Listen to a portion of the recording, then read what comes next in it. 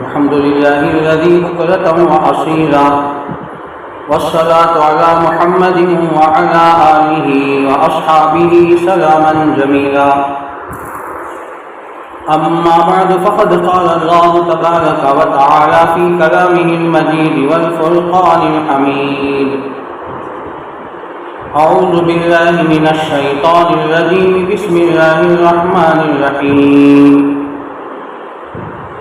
قل هل يستوي الذين يعلمون والذين لا يعلمون إنما يتذكر أولو الألباب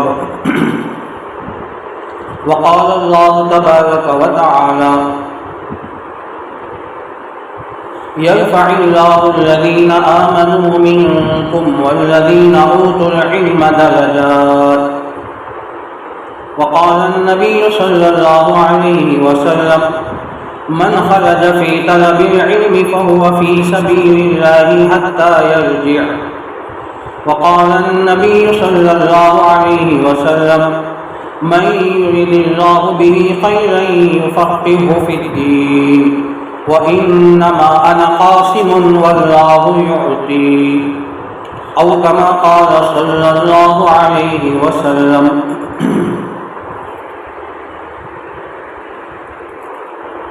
اللہ تبارک و تعالیٰ کا بے انتہا شکر احسان ہے، اسی کا فضل اور کرم ہے، اسی ذات وحدہ لا شریک نے ہم سب کو ہمارے نبی حضرت محمد الرسول اللہ صلی اللہ علیہ وسلم کی امت میں پیدا فرمایا۔ درود و سلام نازل ہو ہمارے آقا تاجدار مدینہ محمد عربی محمد مصطفیٰ صلی اللہ علیہ وسلم پر، ان کے آل اور ان کے تمام اصحاب پر ہو۔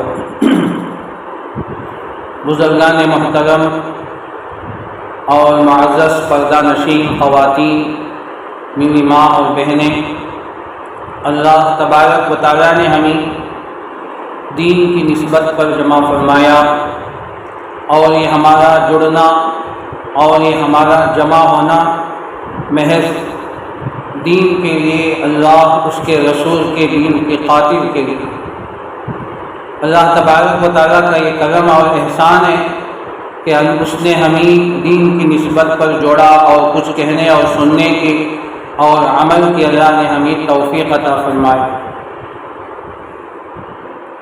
معزز خواتین، اللہ تبارک و تعالیٰ نے انسان بنایا، اور انسان کو اللہ تعالیٰ نے معزز اور محترم مکرم بنایا۔ خود اللہ تعالیٰ نے فرمایا وَلَقَدْ كَرَّمْنَا بَنِي آدم، ہم نے بنی آدم کو معزز اور محترم بنایا۔ اللہ تعالیٰ نے انسان کو معزز اور محترم کا لقب عطا فرمایا اور سرٹیفکیٹ عطا فرما دی، اور یہ سرٹیفکیٹ اللہ نے قرآن میں ذکر فرمایا۔ اللہ خود خالق اور مالک ہیں، وہ رب العالمین ہیں، وہ خالق العالمین ہیں، تمام عالم کے پیدا کرنے والے ہیں۔ تو وہی جانتا ہے کہ اس نے کتنے مخلوقات کو بنایا، اس نے کتنے اپنے مخلوقات کو پیدا فرمائے۔ ان گنت مخلوقات ہواؤں میں، سمندروں میں، فضاؤں میں، جنگلوں میں، بیابانوں میں، بحر و بر کے اندر، اللہ تعالیٰ نے زمینوں کے اندر، پتھروں اور پہاڑوں کے اندر، اللہ تبارک و تعالیٰ نے آسمانوں کے اندر، زمین کی بروں میں اللہ تعالیٰ نے ان گنت مخلوقات کو بنایا۔ ہم نہیں جانتے کتنے مخلوقات ہیں، لیکن پیدا کرنے والا خالق اور مالک وہ جانتا ہے کہ وہ کتنے مخلوقات کو پیدا کیا ہے۔ اس کے خالقیت میں اور اس کی خلقت میں اللہ نے کتنے مخلوقات بنائے، اللہ کو اس کا علم ہے۔ اللہ تعالیٰ سب کچھ جانتے ہیں۔ وَاللَّهُ يَعْلَمُ مَا فِي الْبَرِّ وَالْبَحْرِ، اللہ جانتے ہیں جو کچھ خشکی میں ہے، سمندر میں ہے، جو کچھ ہے وہ سب کچھ جانتا بھی ہے اور سب کی ضرورتوں کو پوری بھی کرتا ہے۔ وہی سب کا خالق اور مالک ہے اور رازق ہے، وہ رزاق عالم ہے۔ ان اللہ هو الرزاق ذو القوة المتین، وہی رزاق عالم ہے، سب کو روزی پہنچا رہا۔ تو جب اللہ تبارک و تعالیٰ سب کا مالک اور خالق وہی جانتا ہے، وہ جاننے کے باوجود ان تمام مخلوقات میں، جس میں انسان اور جس میں جنات بھی ہیں، فرشتے بھی ہیں اور تمام مخلوقات ہیں، ان تمام مخلوقات میں اللہ نے ابن آدم کو، انسان کو اللہ نے معزز اور محترم قرار دیا۔ اور یہ صرف کہا ہی نہیں، بلکہ اپنی کتاب جو لازوال کتاب ابد الآباد کی کتاب ہے، جس کو اللہ نے لوح محفوظ میں بھی لکھ رکھا ہے، فی لوح محفوظ، اللہ تعالیٰ نے اسے لوح محفوظ میں رکھا ہے، تو اس کے اندر بھی اللہ نے سرٹیفکیٹ دے دی اور یوں کہہ دیا کہ وَلَقَدْ كَرَّمْنَا بَنِي آدم، ہم نے انسان کو ہم نے معزز محترم مکرم بنایا ہے۔ تو اللہ تعالیٰ نے ہم کو اس میں شامل فرمایا، ان تمام مخلوقات سے ہٹا کر اللہ نے ہمیں انسان ابن آدم میں ہمیں شامل فرما کر اللہ نے ہماری پیشانی میں ابن مکرم ہونے کا، معزز اور محترم ہونے کا اللہ تعالیٰ نے سرٹیفکیٹ رکھا۔ یہ بات میں نے آپ کو مقدمے کے طور پر شروع میں چند باتیں اس لیے رکھے ہیں، تو سوال یہ ہے کہ انسان کو اللہ نے اتنا اونچا لقب کیوں دیا ہے؟ مجھے آپ کو اتنا اونچی سرٹیفکیٹ اور اتنا بڑا تمغہ اللہ نے ہمیں کیوں دیا ہے؟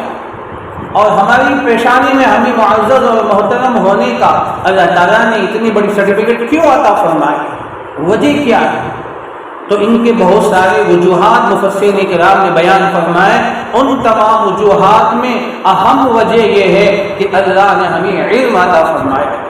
اس علم کی بنیاد پر اللہ نے ہمیں معزز اور محترم بنایا۔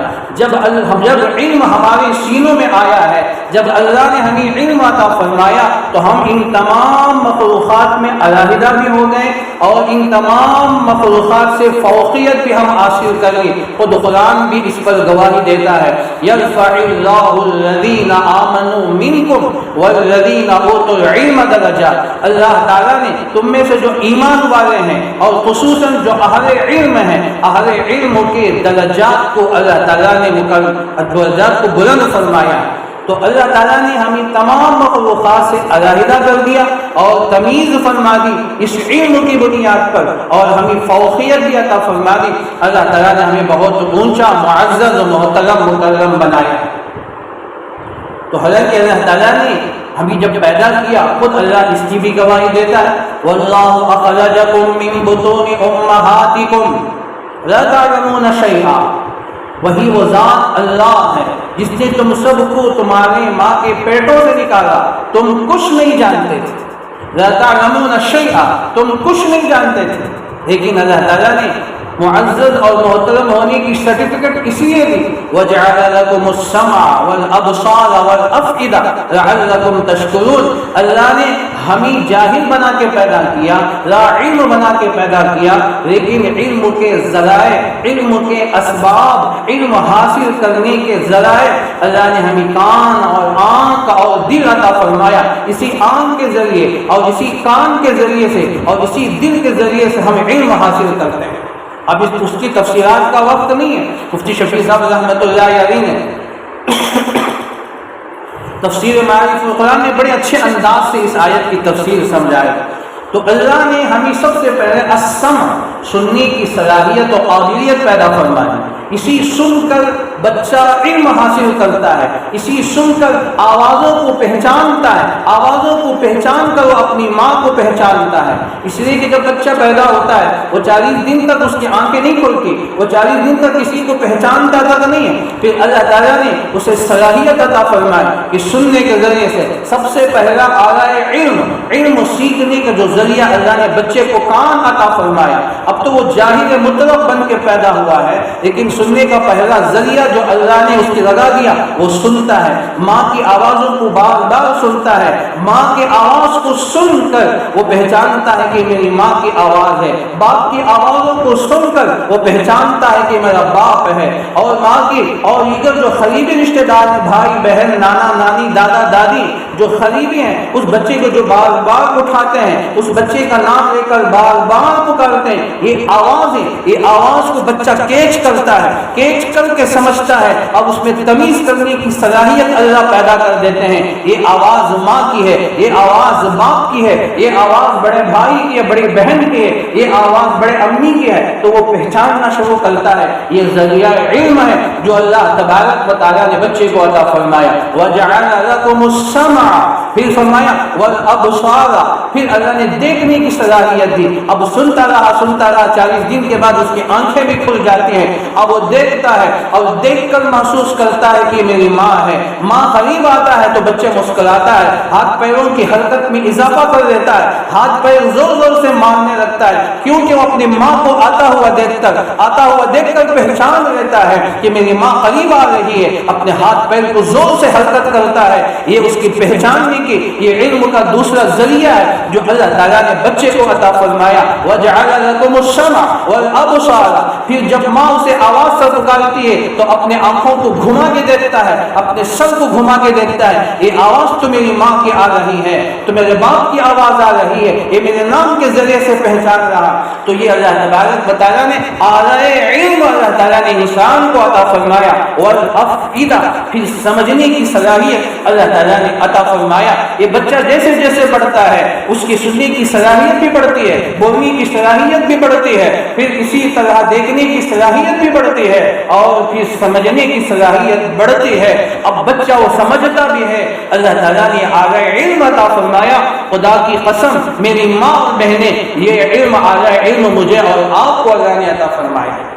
حالانکہ کان جانور کے بھی ہیں، حالانکہ آنکھیں جانور کی بھی ہیں، دل ان کے بھی ہیں، زبان ان کے بھی ہے، لیکن ہماری زبان اور ان کی زبان میں زمین و آسمان کا فرق ہے۔ ان کے کان اور ہمارے کان میں، ان کے سننے اور ہمارے سننے میں زمین آسمان کا فرق ہے۔ اور اللہ نے ہمیں دھڑکتا ہوا دل عطا فرمایا، ہم اسے سمجھتے ہیں کہ اللہ تعالیٰ نے ہمیں علم عطا فرمایا۔ بہرحال یہ بات شروع کیا آ گئی تو اللہ نے جو علم عطا فرمایا ہے، تو حالانکہ اللہ نے ہمیں جاہل بنا کے پیدا فرمایا۔ سورہ نحل کے اندر اللہ تعالیٰ نے اس کی خود گواہی دی، واللہ اخرجکم من بطون امہاتکم، اللہ کی وہ ذات ہے جس نے تم سب کو تمہارے ماں کے پیٹوں سے نکالا، اس حال میں لا تعلمون شیئا، تم کچھ نہیں جانتے تھے، وجعل لکم السمع والابصار والافئدہ، 3 چیزیں اللہ تعالیٰ نے عطا فرمائی۔ اتنی بڑی نعمت ہے، اللہ بنی اسرائیل میں کہتے ہیں کہ ہم اس کا سوال کریں گے، ان السمع والبصر والفؤاد کل اولئک کان مسئولا، اگر تم نے کانوں کا استعمال غلط کیا، ہمارے حکم کے خلاف ورزی میں استعمال کیا، اگر آنکھوں کو تم نے ہمارے حکم کی خلاف ورزی میں استعمال کی، اگر دل کو ہم نے تم نے غلط استعمال کیا، ہم کل قیامت کے دن پوچھیں گے۔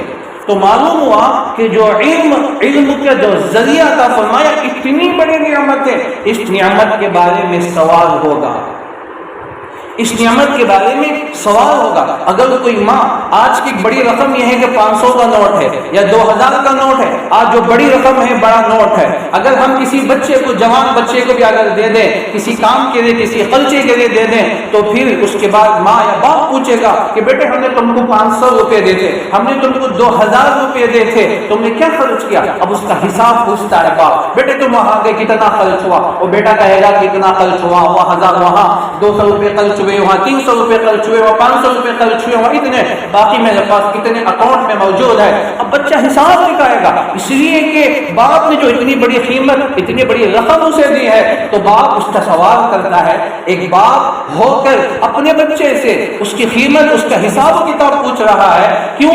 باپ کو خوف ہے کہ کہیں بچہ اگر غلط استعمال نہ کرے، پیسوں کو ضائع نہ کر دے، یا کہیں اس سے ضائع نہ ہو جائے، یا اس کا استعمال غلط نہ ہو جائے۔ بڑی رقم دینے کے بعد باپ اسے پوچھتا ہے، رب العالمین ہے وہ ہمارا خالق ہے، مالک ہے۔ اللہ تعالیٰ نے ہمیں ذریعہ علم، کان اور آنکھ اور دل اللہ نے عطا فرمایا، اور سیکھنے کا، اور علم سیکھنے کا ذریعہ اور سبب اللہ نے ہمیں 3 نعمتیں عطا کی۔ تو کیا اللہ ہم سے سوال نہیں کریں گے؟ کیا اللہ ہم سے پوچھیں گے نہیں کہ ہم نے اس کان کا استعمال صحیح کیا کہ نہیں کیا؟ علم حاصل کرنے میں، قرآن کے سننے میں، قرآن کے پڑھنے میں، اور اسی طرح قرآن و حدیث کو سمجھنے میں دینی تعلیمات کو حاصل کرنے میں ہم اس کو استعمال کیا کہ نہیں کیا؟ ہمارے پاس جو فہم ہے، جو تفہیم کا ملکہ ہے، سمجھنے کی جو صلاحیت اللہ نے ہمیں عطا کی ہے، ہم اس سمجھنے کو ہم نے قرآن میں استعمال کیا یا حدیث میں استعمال کیا یا قرآن و حدیث میں اور دینی معلومات میں استعمال کیا کہ نہیں کیا؟ اور ہم نے آنکھوں کا استعمال صحیح کیا نہیں کیا؟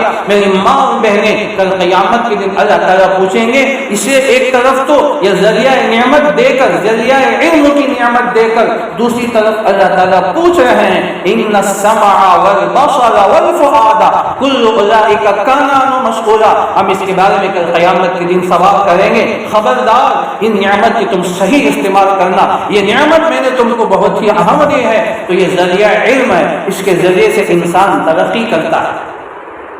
جب ان نعمتوں کو صحیح استعمال کرے گا، اب انسان حقیقت میں معزز اور محترم بننے کے قابل بنتا ہے، معزز اور محترم ہونے کا وہ قابل بنتا ہے جب اس کا استعمال قرآن و حدیث کے سمجھنے میں، سننے میں، دینی تعلیم کو حاصل کرنے کے سننے میں اگر ان چیزوں کو حاصل کرتا ہے تو اللہ تبارک و تعالیٰ اسے وہ مقام اور مرتبہ عطا فرماتے ہیں، تو وَلَقَدْ كَرَّمْنَا بَنِي آدم کا وہ حقیقی مستحق بنتا ہے، حقیقی جانشین اس کا بنتا ہے۔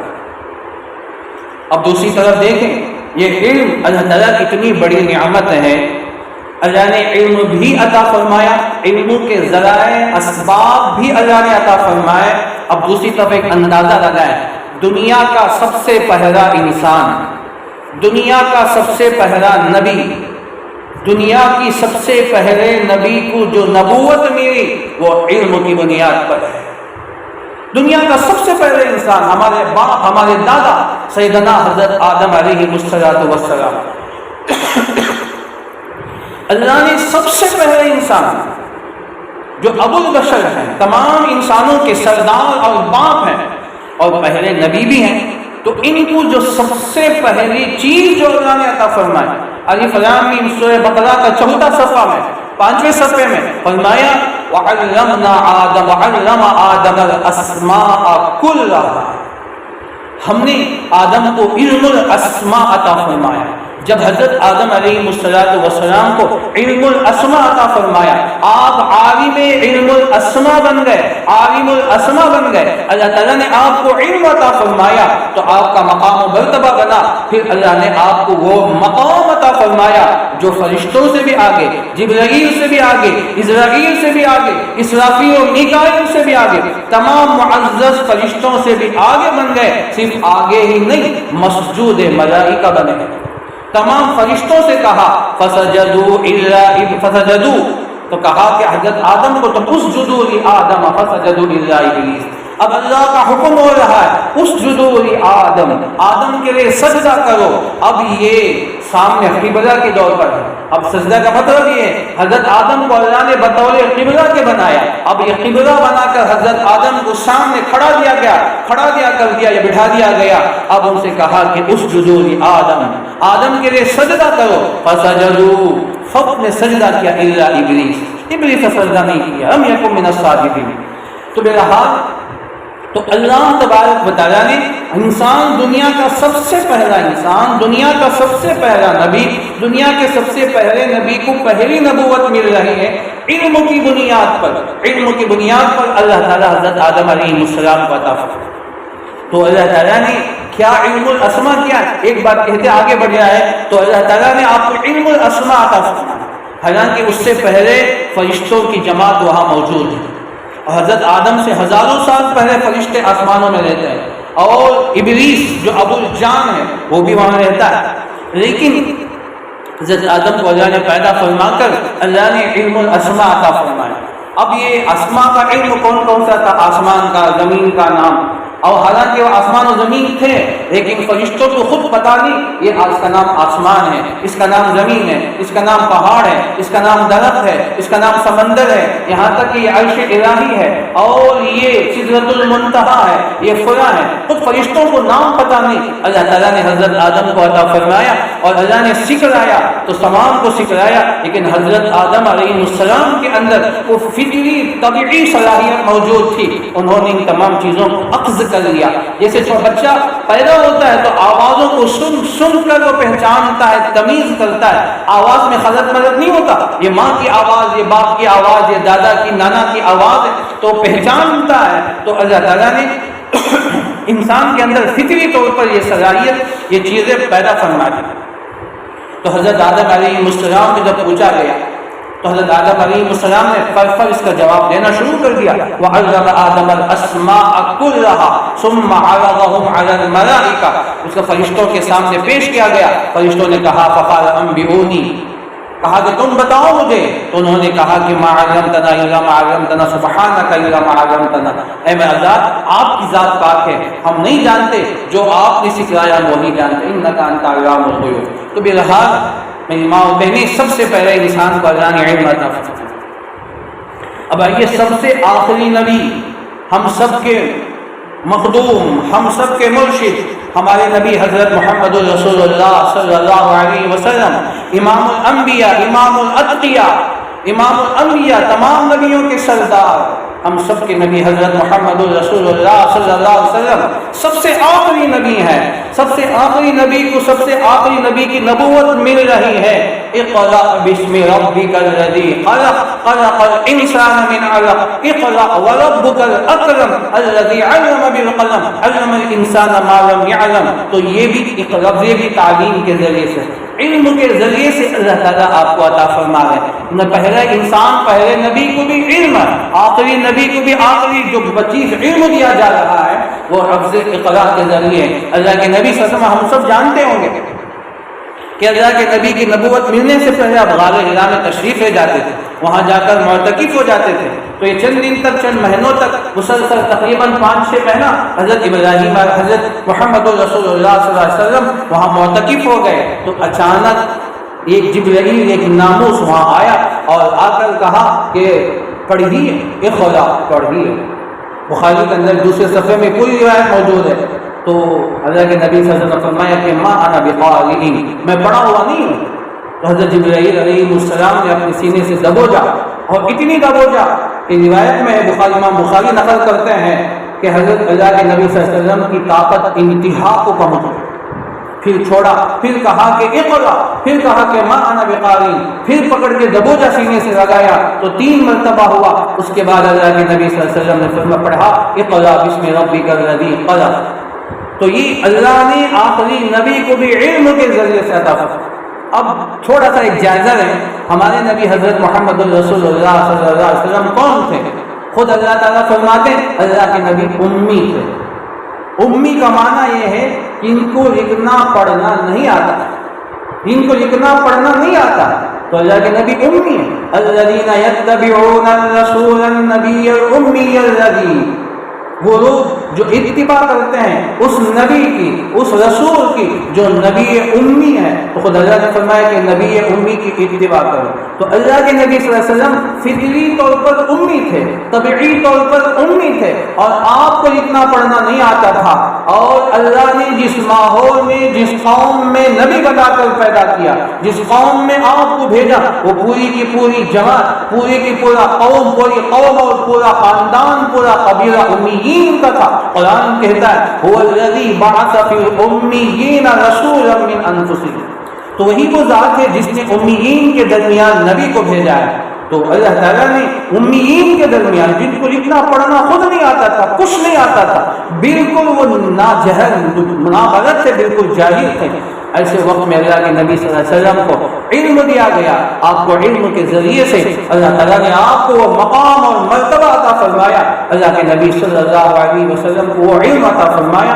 تو علم کی اہمیت تو سب سے پہلے قرآن کریم کی جو سب سے پہلی آیت ہے، بلکہ میں کہوں پہلا لفظ ہے، وہ اقرا ہے. اور پہلی آیتیں 5 آیتیں ہیں، 5 آیتیں 2 مرتبہ اقرا کا لفظ ہے. علماء نے اس کے تفسیر میں لکھا، مفتی سعید صاحب پالنپوری رحمۃ اللہ علیہ تحفۃ العلمین کے اندر، جو بخاری، جو ترمذی کی شرح، تو حضرت اس میں فرماتے ہیں 2 مرتبہ اقرا کیوں فرمائے؟ اقرا بسم ربک الذی خلق، اقرا وربک الاکرم. اے نبی آپ پڑھیے، اپنے رب کا نام لے کر پھر آگے فرمایا اقرأ وربک الاکرم، اے نبی آپ پڑھیے، آپ کا رب بڑا مکرم ہے، تو 2 مرتبہ اقرأ اقرأ کیوں کہے؟ تو اس میں حضرت یہ نقطہ لکھتا ہے، یہ باریک بات لکھتا ہے، تو فرمایا کہ علم 2 چیزوں سے آتا ہے، ایک پڑھنے سے اور دوسرا پڑھتے ہی رہنے سے علم آتا ہے۔ ایک مرتبہ پڑھ لیا، ایک مرتبہ مطالعہ کر لیا، ایک مرتبہ سیکھ لیا، علم نہیں آئے گا، پڑھو پڑھتے ہی رہو۔ تو اس سے اللہ نے پہلے اقرا میں کہا کہ پڑھو اور دوسرے اقرا میں کہا کہ پڑھتے ہی رہے، تو زندگی بھر علم حاصل کرتے رہے، تو پھر زندگی بھر جب آدمی علم حاصل کرتا رہے گا، زندگی بھر پڑھتا رہے گا، مدرسوں میں، مکاتب میں، مدارس میں علم حاصل کرتا رہے گا، علماء سے علم حاصل کرتے رہیں گے، تو پھر علم کا کچھ حصہ ہمارے اندر آئے گا۔ تو آج ہمیں پڑھنا ہے، سیکھنا ہے، سیکھتے ہی رہنا ہے۔ ہماری زندگی کا مشغلہ، ہماری زندگی کا مشغلہ پڑھنا، پڑھانا، سیکھنا، سکھانا ہے۔ تو اس لیے اللہ تعالیٰ نے اقرا اقرا کا لفظ 2 مرتبہ، اب قرآن کریم میں 6600 سے زائد آیتیں ہیں، تو پہلی آیت میں اللہ نے ہمیں یہ سبق دیا کہ تم علم حاصل کرنے ہی کے لیے آئے ہو، ہم نے تم کو معزز اور محترم بنایا، تم اس قابل اگر بننا ہو، معزز اور مکرم بننا ہو، تو پھر اقرا اقرا کرتے رہو، پڑھتے رہو، پڑھتے رہو، پڑھتے رہو، تو پھر علم تمہیں آتا جائے گا۔ تو یہ اللہ تعالیٰ نے پہلا علم کا دوسری آیت میں جو سورہ طٰہٰ کی آیت ہے، اللہ اکبر، اللہ فرماتے ہیں وَقُلْ رَبِّ زِدْنِي عِلْمًا، اے نبی آپ کہہ دیجئے اے میرے پروردگار آپ میرے علم کو اضافہ فرمائیے، میرے علم میں آپ اضافہ کریں۔ اب یہاں ایک تھوڑا سا جائزہ ہم نے، کس کو کہا جا رہا ہے؟ اللہ کے نبی صلی اللہ علیہ وسلم۔ اللہ کے نبی صلی اللہ علیہ وسلم نے خود ارشاد فرمایا، اور امام نووی رحمۃ اللہ علیہ نے اور دیگر محدثین نے لکھا ہے، اللہ کے نبی صلی اللہ علیہ وسلم کو جو علم دیا گیا، حضرات انبیاء علیہ السلام، حضرت آدم علیہ السلام سے لے کر حضرت سیدنا عیسیٰ علیہ السلام تک جتنے نبی آئے، جتنے انبیاء آئے، اور جتنی کتابیں ان کے اوپر آئی، جن کی جتنی شریعتیں ان پر آئی، ان میں جتنا علوم نبیوں کو دیا گیا، جتنا فنون، حقائق و دقائق دیا گیا، اور کتابوں کے اندر جو علم مواد موجود تھے، ان تمام کتابوں کو، شریعتوں کا جو علم، نبیوں کے علم کو سمیٹ کر اللہ تعالیٰ نے اپنے نبی حضرت محمد رسول اللہ صلی اللہ علیہ وسلم کی سینہ مبارکہ میں محفوظ کر دیا، جمع کر وہ پورے سمندر کو کوزے میں سمو دیا گیا۔ تو اتنا علم اللہ کے نبی نے خود فرمایا تحدیث بن نیما کے طور پر، اوتیت علم الاولین والآخرین، مجھے پہلوں کا اگلوں کا علم دیا گیا، پہلوں کا اور اگلوں کا مجھے علم دیا گیا۔ حضرت آدم علیہ السلام سے لے کر اللہ کے نبی صلی اللہ علیہ وسلم تک کا جو علم، پھر اس کے بعد قیامت تک جو علوم، جتنے علوم کی ضرورت ہے، تمام علم اللہ تعالیٰ نے اپنے نبی کو عطا فرمایا دیا، اور اللہ کے نبی صلی اللہ علیہ وسلم نے احادیث میں پیشن گوئیاں دی، قیامت کے قریب کیا کیا فتنے آئیں گے، کیسے کیسے حالات آئیں گے، اس وقت میں ہمارے لیے کیا راہ عمل ہے، اس وقت ہم فتنوں کے لیے سدباب کیا اختیار کرنا ہے، اس وقت میں فتنوں سے بچنا ہے کیا ہے۔ تو اللہ کے نبی صلی اللہ علیہ وسلم نے سینکڑوں احادیث بیان فرمائے، جس کو محدثین نے حدیث کی کتابوں کے اندر، تمام سیاستہ کے اندر اور مشکات کے اندر، اور جتنی حدیث کی کتابیں ہیں، چاہے بڑی بڑی کتابیں ہو، چھوٹی کتاب ہو، وہاں کتاب الفتن، کتاب اشراط، اشراط الساعہ، یہ تمام کتابیں ہیں، تمام حدیثیں جمع کی گئی، جو قیامت تک آنے والی دنیا میں جو حالات ہیں، جتنے فتنے آئیں گے، اب تک آ چکے اور آئندہ آئیں گے، اللہ کے نبی صلی اللہ علیہ وسلم نے ایک ایک ترتیب وار بیان فرما دی۔ تو اللہ کے نبی صلی اللہ علیہ وسلم کو اتنا علم دیا گیا، اور اللہ کے نبی صلی اللہ علیہ وسلم نے حالات بیان فرما دے، اس وقت میں امت مسلمہ کو کیا عمل کرنا ہے، کیسے اس کے لیے بچنا ہے۔ تو یہ بھی طریقہ کار اور اللہ کے نبی صلی اللہ علیہ وسلم کی زندگی، اسوہ حسنہ، آپ کی سنت، آپ کی زندگی ہماری اسوہ حسنہ بنا کر اللہ کے نبی نے ہمیں پیش کر کے چلے گئے۔ تو ایک تھوڑا سا تجزیہ جائزہ ہے اللہ کے نبی صلی اللہ علیہ وسلم کے علم کا، میں نے خلاصہ آپ کے سامنے رکھا۔ اتنا علم رکھنے والا نبی، ان سے کہا جا رہا ہے قُلْ رَبِّ زِدْنِي عِلْمًا، اے نبی جی آپ اپنے علم کا اضافہ کی دعا کرتے رہیں، آپ کہیے رَبِّ زِدْنِي عِلْمًا، اے ہمارے پروردگار آپ میرے علم کو اضافہ فرما۔ تو جب اللہ کے نبی، تو آپ علم کے سمندر، علم کے پہاڑ تھے، تمام آسمانی کتابوں کا علم رکھنے والے تھے، تمام ادیان کا علم رکھنے والے تھے، ایسے نبی کو کہا جا رہا ہے آپ اپنے علم میں اضافہ کیجئے۔ تو اب ہمارے لیے تو ہم تو بس کچھ بھی ہمارے پاس ہے ہی نہیں، ہم تو جاہل ہیں، تو ہمارے لیے علم کتنا حاصل کرنا اور حاصل کرتے ہی رہنا۔ انہیں کہ ہم نے پڑھ لیا، مدرسے میں 2-3 سال سے پڑھ رہے ہیں، ہم مدرسے میں 8 سال پڑھ کے فارغ ہو گئے، ہم مدرسے میں 12 سال پڑھ کے حافظ ہو گئے الحمدللہ، عالمیت ہم نے حاصل کی، افتاء کا درس بھی ہم نے حاصل کر لیا، سرٹیفکیٹ ہمارے پاس موجود ہے۔ کیا کوئی دعویٰ کر سکتا ہے کہ میں عالم ہو چکا ہوں، میں مفتی ہو چکا ہوں، میں بہت بڑا علامہ ہوں، میں بہت بڑا شیخ الحدیث، شیخ التفسیر ہوں، اب مجھے علم کی ضرورت نہیں؟ نعوذ باللہ، نہ کوئی دعویٰ کیا نہ کوئی قیامت تک دعویٰ کر سکتا ہے، اگر کرے گا تو وہ جھوٹا ہے۔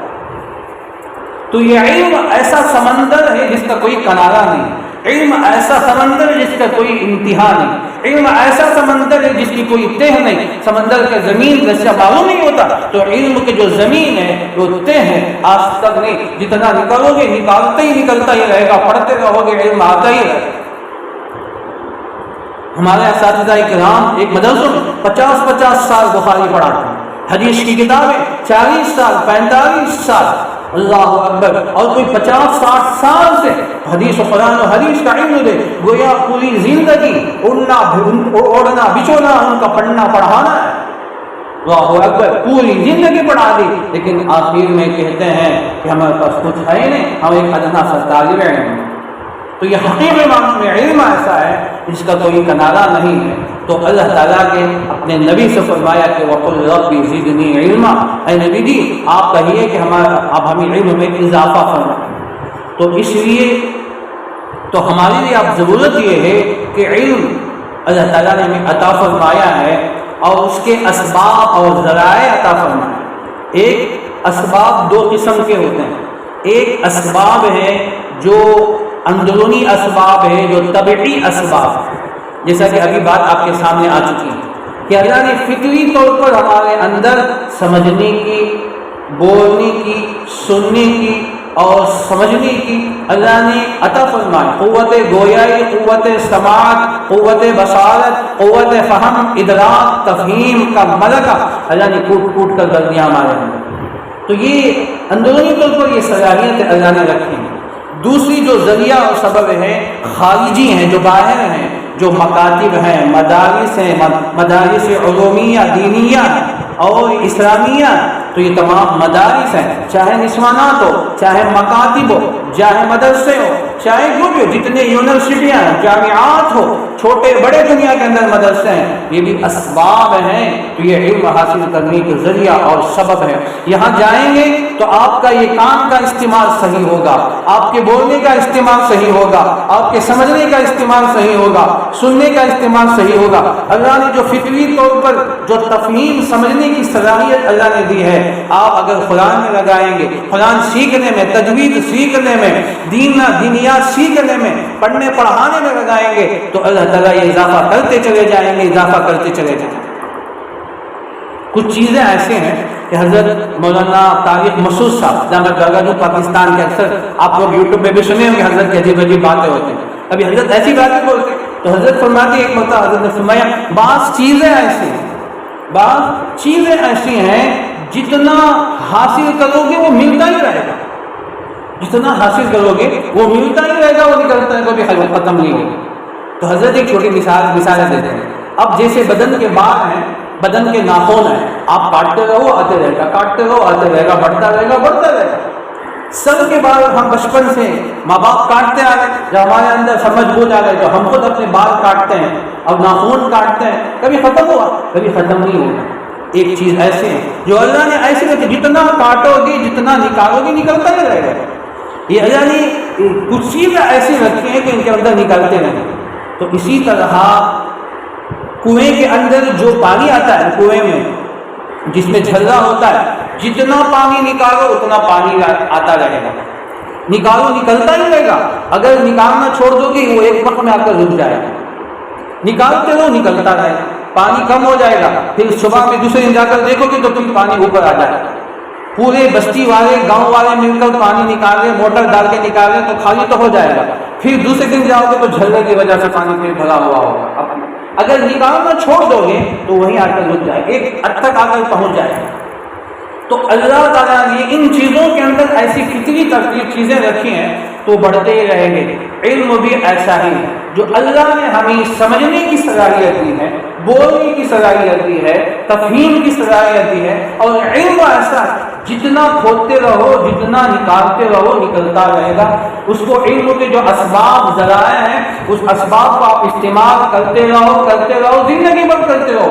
اگر اللہ نے ہمیں عمر نوح بھی دے دے، 1000 سال بھی دے دے، 1000 سال بھی اگر ہم نکالتے رہے کبھی یہ چیز ختم نہیں ہوگی، کبھی آدمی سیلاب نہیں ہوگا۔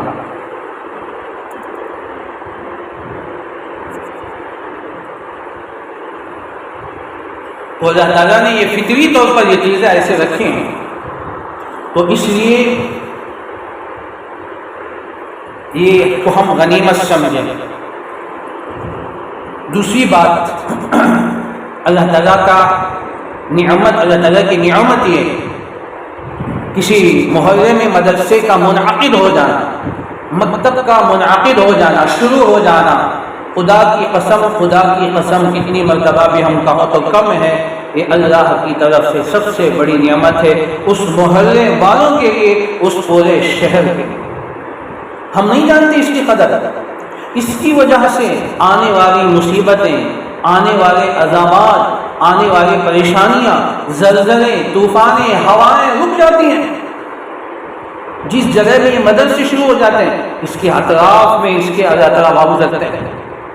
جیسے بارش آنے سے پہلے رحمتیں، ہوائیں چلتی ہیں، ان رحمت اللہ قریب وهو الذی یرسل الرياح بشرا بین یدی رحمته حتی اذا اقلت سحابا ثقالا سقنا لبلد میت فانزلنا به الماء فاخرجنا به من كل الثمرات۔ وہی وہ ذات ہے جو بارش آنے سے پہلے اللہ نے بارش کو، پانی کو اللہ نے رحمت سے تعبیر فرمایا، اس کی رحمت آنے سے پہلے ہواؤں کو چلاتے ہیں، بادلوں کو ایک جگہ سے دوسری جگہ منتقل فرماتے ہیں۔ ابھی بارش نہیں ہوئی تو اللہ تعالیٰ اس بارش سے پہلے ٹھنڈی ہوائیں چل جاتی ہیں، گرمی ختم ہو جاتی ہے اور عجیب سما چھا جاتا ہے، عجیب موسم بن جاتا ہے۔ انسان تو انسان، جانور، چرند، پرند بھی اس سے محظوظ ہوتے ہیں، اس سے فائدہ اٹھاتے ہیں۔ جب ہوائیں چلتی ہیں نا تو آپ باہر نکل کے دیکھیں تو پرندے کیسے ہواؤں میں اپنی خوشی کا اظہار کر رہے ہوتے ہیں، اور درختوں میں پرندے کیسے چہچہا رہے ہوتے ہیں، اپنی خوشی کا اللہ کی تعریف کر رہے ہوتے ہیں۔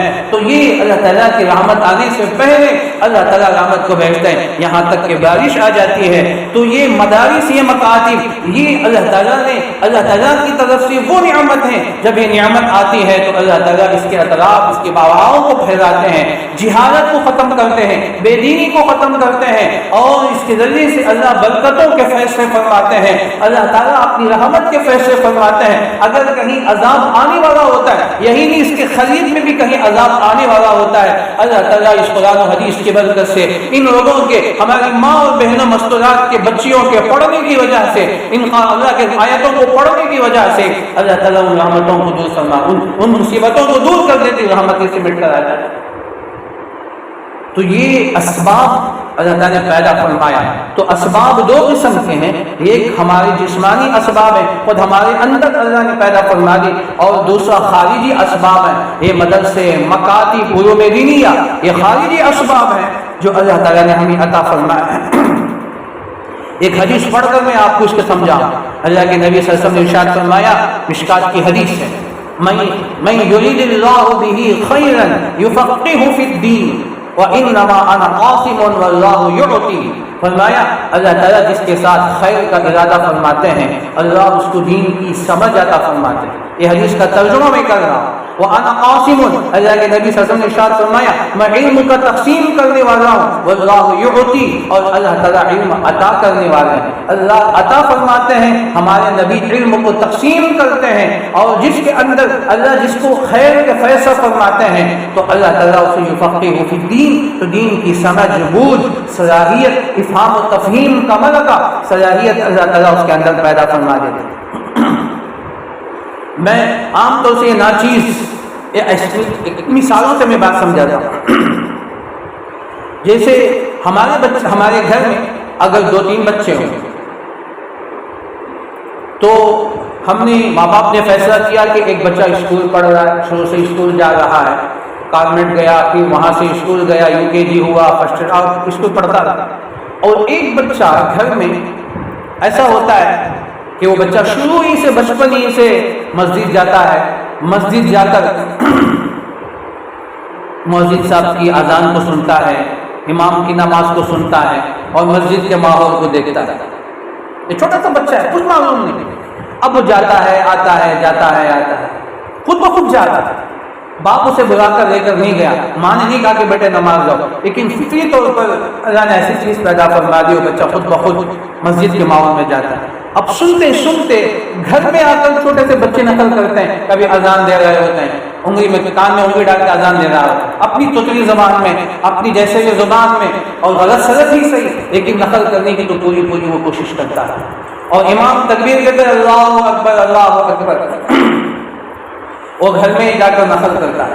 ہماری نوزہ پیٹ میں 2 بچے ایسے آتے ہیں چھوٹے چھوٹے، خود ان کے باپ نے مجھ سے آ کر کہا کہ حضرت آپ کے عاشق ہیں، آپ کے دیوانے ہیں، آپ کا ہی نام لیتے رہتے ہیں، آپ کا ہی نقل کرتے رہتے ہیں۔ انہوں نے پوچھا کیا ہے؟ چھوٹے بچے، ان کو عشق سے کیا تعلق؟ میں نے کہا کہ ایسا نہیں حضرت، گھر میں جب بھی رہتے ہیں آپ کا ذکر کرتے، حضرت ایسا نماز پڑھا ہے، حضرت ایسا تکبیر بولے، اور کبھی ٹوپی پہن کر کھڑے ہو جاتے، آپ کی نقل کرتے ہیں، اور مسجد میں ایک دن مسجد کو اگر نہیں گئے گئے تو کہتے ہیں کہ حضرت کے پاس دعا کرتے۔ تو یہ بچوں کے اندر، بعض بچوں کے اندر اللہ ایسی صلاحیت رکھتے ہیں کہ وہ مسجد کے امام کی نقل کرتے ہیں، مؤذن کی اذان کی نقل کرتے ہیں۔ اب بچہ جب اس درجے میں پہنچ جاتا ہے تو ماں باپ خود فیصلہ کرتے ہیں کہ بچہ شروع سے نماز اور اجتماع جاتا ہے، نماز پڑھتا، چلو اسے مکتب میں ڈال دیں۔ یہ خیرًا یفقہہ فی الدین، اللہ جس کے ساتھ خیر کا معاملہ کرتا ہے تو پہلے ہی سے راستے بنا دیتا ہے، جب پانی نکلتا ہے تو اپنا راستہ خود بخود بنا کے چل جاتا ہے۔ تو یہ دین جس کے اندر آنا چاہتا ہے، اللہ لانا چاہتے ہیں تو اللہ تعالیٰ راستے بنانا شروع کر دے۔ ماں باپ کے دل میں بات، بچوں کو اس طرح مسجد کو بھیجنا، نقل کرنا، ماں باپ کے دل میں بات آنا، چلو یہ 2 بچے تو اسکول جا رہے ہیں، چلو ایک بچے کو مکتب میں ڈال دیں گے۔ اب گیا، شوق تو تھا ہی، اب 1 سال 2 سال میں قرآن نازلہ بھی مکمل ہو گیا، اب بچہ خود کہتا ہے کہ میں مدرسے میں جا کر مجھے حفظ کرنا ہے۔ اب بچے کا رخ اللہ یوں موڑتے ہیں، بچے کے اندر شوق بھی بڑھتا رہتا ہے، پھر مدرسے میں گیا، 2-2.5 سال میں وہ حافظ بھی ہو گیا، پھر 8 سال کے اندر وہ عالم بھی ہو گیا، تو گویا اس کے 10-12 سال میں پھر وہ آپ کے سامنے آپ کا بیٹا عالم، حافظ، مفتی بن کر نکلتا ہے۔ تو یہ ہے خیرًا یفقہہ فی الدین، اللہ جس کے ساتھ خیر کا معاملہ کرتے ہیں اللہ اسے دین کی سمجھ دیتے ہیں، تو سمجھ یوں نہیں آ جاتی، اللہ اسباب پیدا کرتے ہیں۔ یہ تمام ایک اسباب ہے، ایک مثال میں نے آپ کو دی، ان مثال کے ذریعے سے پھر میں آپ سے بات کروں۔ اللہ تبارک و تعالیٰ نے اس محلے والوں کے لیے خیر کا ارادہ فرمایا تو اللہ تعالیٰ نے ہمارے مولانا شمیر صاحب دامت برکاتہم کو اللہ نے ان کو صلاحیت دی، ان کی اہلیہ محترمہ کو بھی صلاحیت دی، دونوں میاں بیوی مل کر محنت کر رہے ہیں۔ ایک مدرسہ اگرچہ کہ ابھی جگہ لے کر مستقل مدرسہ نہیں ہوا، اپنے گھر کے اندر جمع کر کے محلے میں پھر کر آپ جیسے مستورات کی، آپ کی بچیوں کو محنت کر کے کھینچ کر لے آنا اور اپنے گھر میں بٹھا کر ان کی اہلیہ کا پڑھانا اور ان کا پڑھانا، ان کی محنتیں کرنا، خیرًا یفقہہ فی الدین، یہ ان لوگوں کے لیے ہی نہیں پورے محلے والوں کے لیے اللہ نے خیر کا فیصلہ فرما دیا ہے۔ میری ماں بہنیں اس کی قدر کریں، میں کھول کر صاف کہنے کی مجھے عادت ہے، تو اسے میں نے مثال دے کے آپ کو صاف کہہ دیا۔ اللہ نے تمہارے ساتھ خیر کا معاملہ فرمایا ہے، بھلائی کا معاملہ فرمایا ہے، تو جب بھلائی کا معاملہ ہوتا ہے تو اللہ خود بخود فیصلے فرماتے ہیں۔ جب پانی تیزی کے ساتھ نکلتا ہے تو اپنے راستے بناتے ہوئے نکل جاتا ہے، وہ اونچ نیچ نہیں دیکھتا، وہ سامنے پتھر ڈھڑا نہیں دیکھتا، درخت بھی آتا ہے تو اس کو گرا کے چلا جاتا ہے۔ تو اللہ تعالیٰ جس کو علم عطا کرنا چاہتے ہیں، حالات کیسے بھی پیدا ہو جائے، سامنے پہاڑ، چٹان، درخت وغیرہ بھی آ جائے، دیواریں بھی آ جائیں، رکاوٹیں بھی آ جائیں، بس یہ علم کا سمندر چلتا رہے گا، یا مدرسے چلتے رہیں گے انشاءاللہ تا قیامت۔ تو بس قدر کی کرنے کی ضرورت ہے۔ تو اب ہماری ضرورت یہ ہے کہ ہم خود آ کر سیکھیں، ہم خود پڑھیں اور اپنی ذمہ داری سے ہم بچیوں کو ہم بھی جوڑیں۔ ایک بات میں یہاں رک کرتا ہوں، اللہ تعالیٰ نے جب ہمیں یہاں بھیج دیا ہے تو خوب محنت کر کے پڑھیں، اس نیت سے پڑھیں کہ مجھے پڑھنے کے بعد مجھے پڑھانا ہے، مجھے دین کی داعیہ بننا ہے، مجھے علم کو تقسیم کرنا ہے۔ اللہ کے نبی نے فرمایا کہ وَأَنَا قَاسِمٌ وَاللَّهُ يُعْطِي، ہم نبی کے وارث ہیں تو ہم کو بھی دین تقسیم کرنا میری اور آپ کی ذمہ داری ہے۔ اس نیت سے دین حاصل کریں، اس نیت سے آپ قرآن پڑھیں، حدیث پڑھیں، جو بھی آپ علم حاصل کریں اس نیت سے پڑھیں کہ مجھے پڑھ کر مجھے بھی عمل کرنا ہے اور دوسروں کو بھی کمانا ہے، اور مجھے پڑھانا ہے، دوسروں کو بھی مجھے پڑھانا ہے، مجھے علم کی تقسیم کرنا ہے۔ تو ہم خاصم فی الدین کے فہرست میں انشاءاللہ آ جائیں۔ تو اس نیت کے ساتھ پڑھیں، اس جذبے کے ساتھ پڑھیں۔ جس کو اس طرح کا جذبہ ہوگا تو پھر وہ سیکھنے کے انداز اس کا الگ ہوگا، اس کا شوق جذبہ الگ ہوگا، اس کی صلاحیتیں الگ ہوگی، اس کے اندر فکر ہوگی۔ تو اس لیے کہ مجھے پڑھنا صرف پڑھ کر چھوڑنا نہیں ہے، مجھے اس کے بعد داعیہ بن کر مجھے پورے محلے میں، پورے خاندان میں، پورے سسرال میں مجھے دین کو پھیلانا ہے۔ اس محلے سے، میرے خاندان سے، میرے گھر سے بے دینی کو ختم کرنا ہے۔ ہر ماں، میری ماں، ہر میری بہن یہ داعیہ ہے، اور کل قیامت کے دن یہ پوچھا جائے گا کلکم راع وکلکم مسئول عن رعیتی، تم میں سے ہر ایک ذمہ دار ہے، ہر ذمہ داری کو تم تک پہنچانا ہے۔ کل قیامت کے دن اللہ تعالیٰ پوچھیں گے میں نے تم کو ذریعے کے طور پر، سبب کے طور پر، میں نے اس پہاڑی علاقے میں، اس ایسی جگہ جہاں علم کی دور دور تک نہیں ہے، تو ایسے جگہ میں میں نے ایک میاں بیوی کو ذریعہ بنا کر میں نے مدرسے کا انعقاد کیا، علم کے اسباب، علم کی نہریں میں نے وہاں جاری کی۔ تم نے اسے حاصل کیا کہ نہیں کیا؟ تمہیں اس کو لے کر پہنچایا کہ نہیں پہنچایا؟ اور تم نے اس کی ذمہ داری اٹھائی کہ نہیں اٹھائی؟ کل قیامت کے دن پوچھا جائے گا وَكُلُّكُمْ مَسْئُولٌ عَنْ رَعِيَّتِهِ۔ ہمارے اندر جو طاقت ہے، ہمارے اندر جو صلاحیت ہے، ہم اس کو اجاگر کریں۔ سب سے پہلے اپنے گھر کے اندر سے بے دینی کو ختم کرے۔ ہر ماں اور بہن جو آ رہی ہے اور آئندہ جو آئے گی، ہر ایک ارادہ کرے، ہر ایک پہ پکا ارادہ کرے مجھے اپنے گھر سے بے دینی کو ختم کرنا ہے۔ اگر میرا شوہر خدا نہ کرے نماز نہیں پڑھتا ہے، مجھے اسے نمازی بنانا ہے۔ اگر میرا شوہر اس کو قرآن پڑھنا نہیں آتا ہے، مجھے اسے قرآن سکھانا ہے، مجھے اسے نماز پڑھانا سکھانا ہے۔